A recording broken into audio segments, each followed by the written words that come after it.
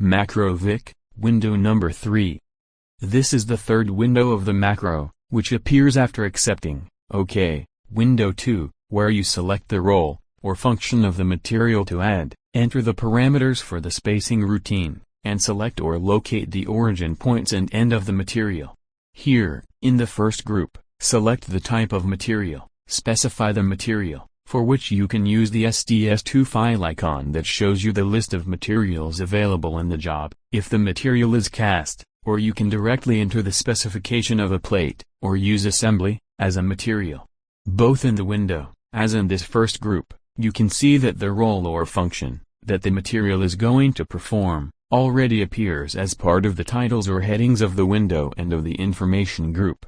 This first group shows the characteristics of the material that you will use. If the material is an angle, here you can select its characteristics, for example, the angle points inwards or outwards, is in the vertical or horizontal plane and is normal or vertical.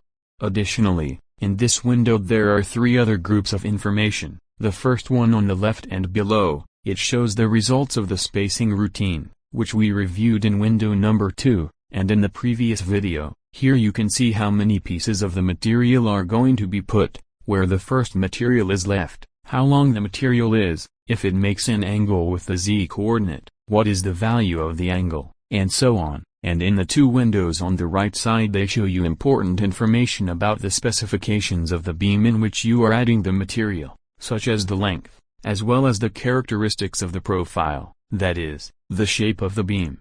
These data are what allow you to know if the material or materials will be added in the form, number and position that you plan.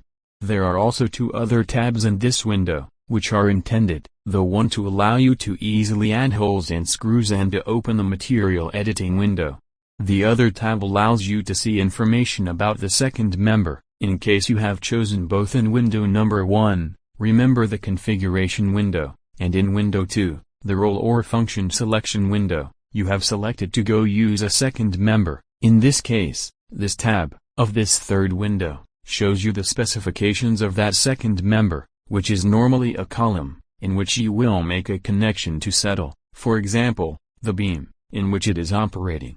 Returning to the original tab of this window number 3, once you have selected the material, and after having reviewed the specifications of the material to be added, that is, the number of pieces, the length of the pieces, the angle, you have 2 options, or make corrections, or keep on. In the next video we'll show how is this. Thank for our attention.